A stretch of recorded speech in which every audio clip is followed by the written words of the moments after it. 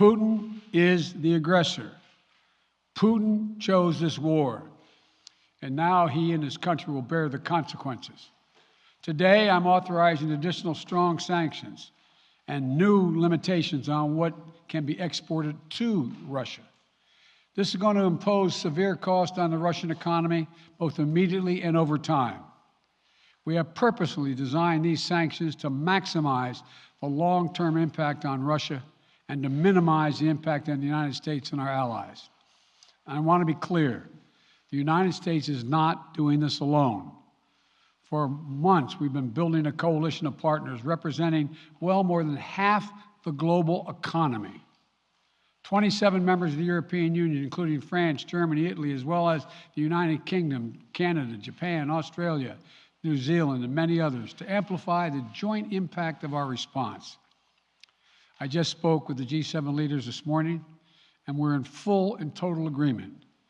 We will limit Russia's ability to do business in dollars, euros, pounds, and yen to be part of the global economy. We'll limit their ability to do that. We're going to stunt the ability to finance and grow the Russian military. We're going to impose major, and we're going to impair their ability to compete in high-tech 21st century economy. We've already seen the impact of our actions on Russia's currency and the ruble, which early today hit its weakest level ever in history. The Russia stock market plunged today.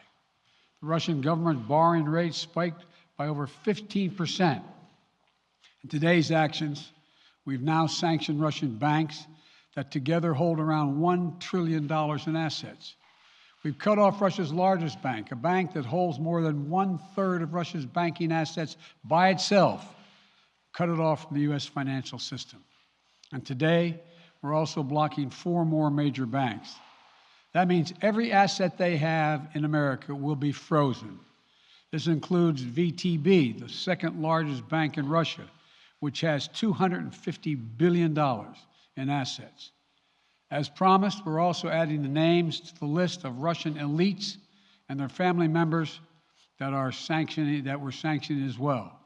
As I said on Tuesday, these are people who personally gain from the Kremlin's policies, and they should share in the pain. We will keep up this drumbeat of those designations against corrupt billionaires in the days ahead. On Tuesday, we stopped the Russian government from raising money from U.S. or European investors. Now we're going to apply the same restrictions to Russia's largest state-owned enterprises, companies with assets that exceed $1.4 trillion. Some of the most powerful impacts of our actions will come over time as we squeeze Russia's access to finances and technology for strategic sectors of its economy and degrade its industrial capacity for years to come. Between our actions and those of our allies and partners, we estimate that we'll cut off more than half of Russia's high-tech imports. It will strike a blow to their ability to continue to modernize their military. It'll degrade their aerospace industry, including their space program. It'll hurt their ability to build ships, reducing their ability to compete economically. And it will be a major hit to Putin's long-term strategic ambitions. And we're preparing to do more. In addition to the economic penalties we're imposing, we're also taking steps to defend our NATO allies, particularly in the East. Tomorrow, NATO will convene a summit. We'll be there to bring together the leaders of 30 allied nations and close partners to affirm our solidarity and to map out the next steps we will take to further strengthen all aspects of our NATO alliance. Although we provided over $650 million in defensive assistance to Ukraine just this last year, let me say it again. Our forces are not and will not be engaged in the conflict with Russia in Ukraine. Our forces are not going to Europe to fight in Ukraine, but to defend our NATO allies and reassure those allies in the East. As I made crystal clear, the United States will defend every inch of NATO territory with the full force of American power. And the good news is, NATO is more united and more determined than ever. There is no doubt that the United States and every NATO ally will meet our Article 5 commitments. which says that an attack on one is an attack on all. Over the past few weeks, I ordered thousands of additional forces to Germany and Poland as part of our commitment to NATO. On Tuesday, in response to Russia's aggressive action, including its troop presence in Belarus and the Black Sea, I've authorized the deployment of ground and air forces already stationed in Europe to NATO's eastern flank allies, Estonia, Latvia, Lithuania, Poland, and Romania. Our allies have also been stepping up, adding the other allies, the rest of NATO, adding their own forces and capabilities to ensure collective defense. And today, within hours of Russia's unleashing its assault, NATO came together and authorized and activated an activation of response plans. This will enable NATO's high readiness forces to deploy and when and where they are needed to protect our NATO allies on the eastern boundaries of Europe. And now I'm authorizing additional U.S. force capabilities to deploy to Germany as part of NATO's response, including some of the U.S.-based forces that the Department of Defense placed on standby weeks ago. I've also spoken with Defense Secretary Austin and Chairman of the Joint Chiefs, General Milley, about preparations for additional moves should they become necessary to protect our NATO allies and support the greatest military alliance in the history of the world, NATO. As we respond, my administration is using the tools, every tool at its disposal to protect American families and businesses from rising prices at the gas pump. You know, we're taking active steps to bring down the cost, and American oil and gas companies should not exploit this moment to hike their prices to raise profits. You know, in our sanctions package, we specifically designed to allow energy payments to continue. We are closely monitoring energy supplies for any disruption. We've been coordinating with major oil producing and consuming countries toward our common interest to secure global energy supplies. We are actively working with countries around the world to elevate collective release from the strategic petroleum reserves of major energy consuming countries. And the United States will release additional barrels of oil as conditions warrant. I know this is hard and that Americans are already hurting. I will do everything in my power to limit the pain the American people are feeling at the gas pump. This is critical to me. But this aggression cannot go unanswered. If it did, the consequences for America would be much worse. America stands up to bullies. We stand up for freedom. This is who we are. Let me also repeat the warning I made last week.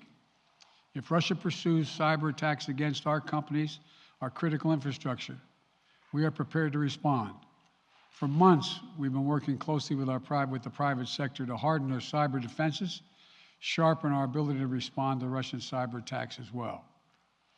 I spoke last night to President Zelensky of Ukraine, and I assured him that the United States, together with our allies and partners in Europe, will support the Ukrainian people as they defend their country.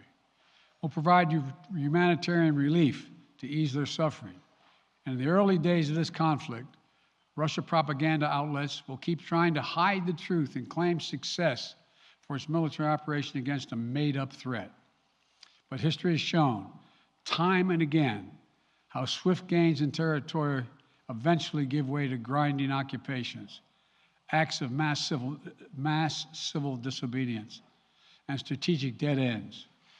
The next few weeks and months will be hard on the people of Ukraine. Putin has unleashed a great pain on them, but the Ukrainian people have known 30 years of independence. They have repeatedly shown that they will not tolerate anyone who tries to take their country backwards. This is a dangerous moment for all of Europe, for the freedom around the world. Putin has committed an assault on the very principles that uphold the global peace.